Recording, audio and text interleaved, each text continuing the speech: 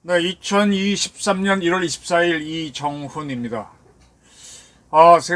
세상의 변함에 따라서 이 간첩 루트도 바뀌는 게 확인되고 있습니다. 북한과 지령을 하기 위한 송수신 통로가 그전에는 제가 공부할 때는 뭐 드보크, 호텔, 그런데 지금은 그 이후에는 PC방, 커피숍 하더니 이제는 민노총으로 바뀐 것 같습니다. 국정원과 민노총 간의 싸움이 사생결단으로 치달을 걸로 보입니다. 윤석열 정권에서 민노총에 숨어있는 좌파들을 척결하라는 요구가 많았는데 실제로 그런 건고닐척의 싸움이 벌어질 거라고 저는 미리 예측을 해놓겠습니다. 한번 같이 지켜보시면서 하나하나 설명을 드리겠습니다. 중앙일보가 흥미로운 기사를 보도했어요. 이번에 이제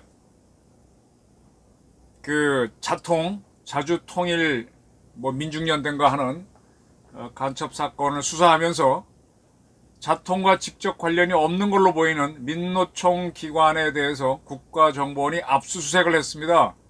그래서 그 안에 이제 자통과 연루된 사람이 있다는 건 알겠는데 그러면 사람을 체포하지 왜 압수수색을 했나 그랬더니 그 중앙일보가 압수수색 영장을 입수했는지 이렇게 밝혔습니다. 북한 측 지령문과 스테가노그라피 프로그램 등을 찾기 위해서다. 지령문을 찾기 위해서 그냥 지령문에 주목하시면 됩니다.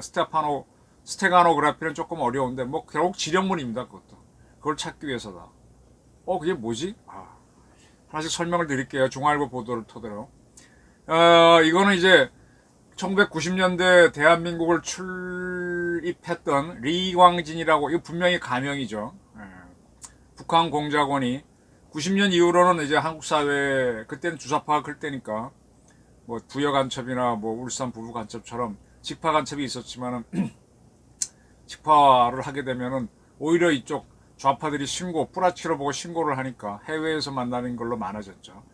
이 리광진이 90년대까지는 한국으로 오가다가 그 후로는 해외에서 움직였던 모양입니다. 해외에서 그는 하여간 한국을 자주 왔다 갔다 해서 영웅칭호를 받은 공작원 이라고 합니다. 그가 해외에서 이 자통 사람들을 만나서 지령을 포섭을 해서 지령을 내렸습니다. 그러면은 그 지령을 받아가지고 이제 그들이 보고를 저쪽에 알려줄 때는 뭐 북한의 당국은 연구원, 자기들은 뭐 대학생, 뭐 대학원생 뭐 이렇게 뭘 바꿔서 보고를 하잖아요. 그럼 그런 보고를 뭘로 하느냐? 다 이메일로 주고받습니다. 이메일. 그 엡실론이라든지 뭐 파이브 아이즈 이런 국제적인 우리의 국가정보원도 저는 할 거라고 보는데 미국 CIA나 영국의 MI5, 6 이런 데에서는요 인터넷을 이용하는 전 세계 모든 이메일은 전 감청한다고 본다고 봅니다. 근데 어떻게 보느냐? 뭐 하루에도 그걸 다 볼 수는 없고 AI가 특정 단어를 넣어놓으면 그걸 토대로 찾아내는 거죠. 근데 이제 한두 번 가게 되면은 그냥 두는데 그때 로직을 만드는 거죠. 그래서 뭐 이런 단어와 같이 몇 번 이상 나오면 일단 검색해서 이제 분석관들이 보게 하면서 그렇게 아마 할 겁니다.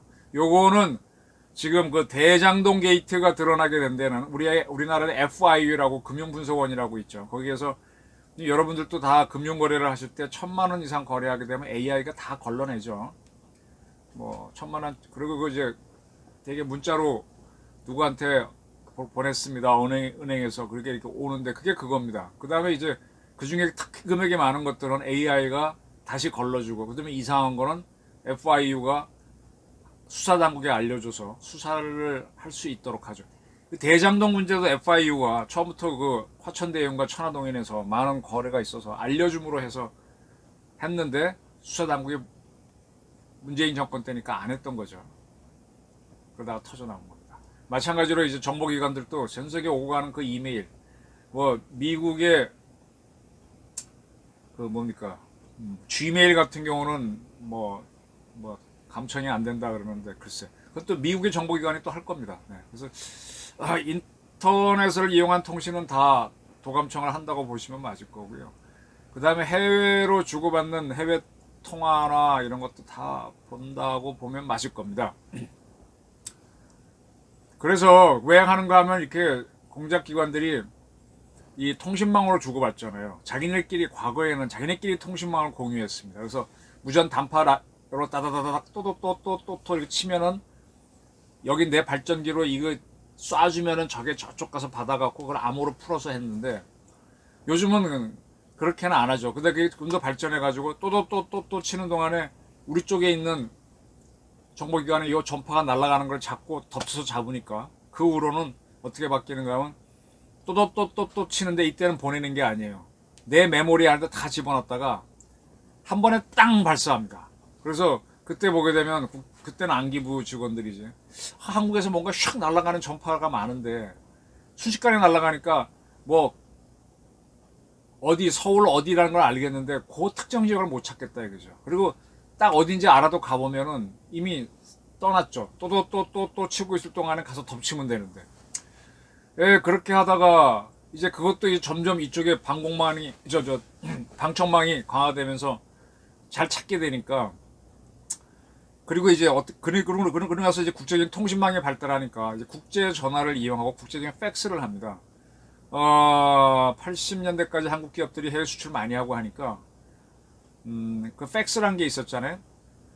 그거를 개인적으로 가지면은 추적이 들어오니까 공작원들이 어떻게 하는가 하면 호텔에 가게 되면은 그 돈을 주면은 옛날에 국제적으로 팩스를 보내거나 할 수 있었어요. 자기 집에서 늘 보내려면은 이상하게 딱 그때도 AI는 없지만 찾아내는 기능은 있으니까. 그래서 이리저리 이 호텔 저 호텔 가서 통신을 하는데 이제 음어를 쓰죠. 뭐는 이거는 뭐 돼지, 이거는 딴 걸로 표현해서 이렇게 자기네끼리 아는 말로 암호를 보내고 합니다. 그래서 호텔을 한참 쓰다가 그 후로 이제 우리나라에서 인터넷이 보편화되면서 PC방이 생기니까 호텔은 국제적으로 모든 정보기관이 다 봅니다. 공안기관이 다 봅니다. 호텔이 불안하니까 PC방에 늘어나서 거기서 막 어린이들이 막 게임도 하니까 거기서 보내는 걸로 했죠. 그래서 그 전에 뭐 간첩 예철진인가 보기에는 PC방에서 뭐 하는 걸로 이렇게 지령 주고받는 걸로 나온 적이 있는데 그 다음에 PC방보다 더 편해진 게 요즘 이 도심지에 가보면 굉장히 많은 커피숍들이 있죠. 커피숍점들. 거기 가보면 젊은 학생들이 컴퓨터 켜놓고 뭐 노닥거리면서 웹서빙 하면서 지내지 않습니까?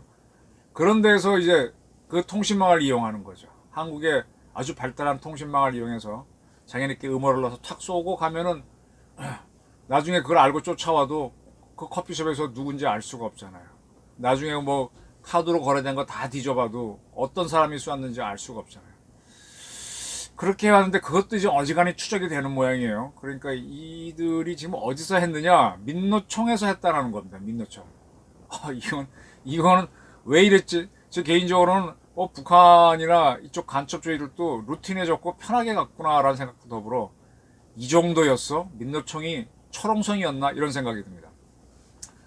지금 국정원이 이제 서울 중구정동의 민노총 본부, 영등포구 당산의 민주노총 산하 전국 보건의료산업노조, 제주 세월호 제주기업관 평화쉼터, 하여간 이런데, 하여간 좌파들이 뭐 세월호니 뭐니 그런 거 물건 늘어질 때는 다 거기 뭐 공간을 차지하는 거죠. 그런 공간은 또 민주인사 뭐 어쩌갖고 누구든지 잘 못 들어오게 하는 그런 게 되니까 민노총도 마찬가지예요. 그런 곳을 이 국정원이 압수수색했는데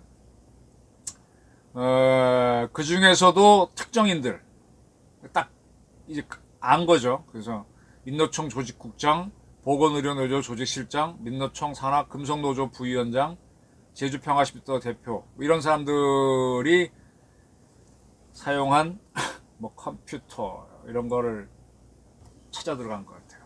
그리고 거기에서 이제 지령문이 오게 되면 그걸 음어로 풀죠. 제가 며칠 전에 청주의 자통인가 충북 자통이 했던 그 지령문을 풀어놓은 걸 말씀드렸는데 뭐 한미연합훈련 반대 시위를 하라, 뭐 F-35 도입 반대 시위를 하라 등등 그런 것들이죠. 그러면 결국은 민노총이라고 하는 것이 문재인 정권 5년 동안, 그다음에 그 전에도 아주 철옹성을 치면서 아무나 못 들어가고, 또 민노총 요원들이 철벽을 치면서 막아주잖아요. 그 안에서 안전하게 했던 거네. 편하게 했던 거네. 뭐 안전한 장소라고 하는 거는 객관적인 장소도 있지만 본인이 그렇게 믿는 것이 안전한 것일 수도 있죠. 아주 그냥 구중궁궐 같은 데 안에 들어가서 그렇게 보내고, 스테카노그라피는 이제 그렇게 본 지령들을 숨기는 프로그램인데 그걸 갖고 여러 가지로 활용한 거죠. 야, 이게 이제 이번에 국정원이 압색을 해서 사람들은 이제 뭐 도피를 하고 했지만, 만약 이런 자료들을 쭉 확보한다 그러면 민노총이 북한 지령을 송신하는 장소였다고 나오게 되면 그 문제가 꽤 커질 것 같아요. 진짜 민노총이 우리 왜 대한민국에 대해서 그렇게 반대하는 목소리를 내었고 정권 투쟁을 했고, 다시 올라가면 이 자통들이 설친 시점이 어떻게 됩니까? 박근혜 대통령이 탄핵당한 시점, 네, 겹쳐집니다. 박근혜 대통령 탄핵을 누가 주도했는지 잘 볼 필요가 있어요. 지금쯤은 박근혜 대통령을 탄핵한 게 옳았느냐 다시 한번 점검을 하고 역사 정정을 해야 됩니다. 이거는 뭐 광주 문제, 4.3 문제 다시 하자는 사람들과 있었지만은 그와 마찬가지 다시 봐야 돼요. 이게 북한의 지령이 아니었느냐. 그때 저도 기억나는 게, 도저히 일반 사람으로 볼 수 없는 이 청년들이 나와서, 학생들도 아니에요. 제가 대학 다닐 때 학생운동권들이 작은 배낭에다가 화염병 들고 가서 한 거는 그런 것도 아니었습니다. 아주 직업훈련 운동가들이 막 선동을 하는 게 보였는데 한번 봐야 됩니다. 왜 박근혜가 탄핵을 당해야 됐는지. 만약에 이 민노총이 북한 지령의 송신 창구였다면 대대적인 수사가 필요할 거고, 아마 상당히 가열찬 저항이 나올 겁니다. 근데 그들 말대로 이제 가열찬 투쟁을 하겠죠.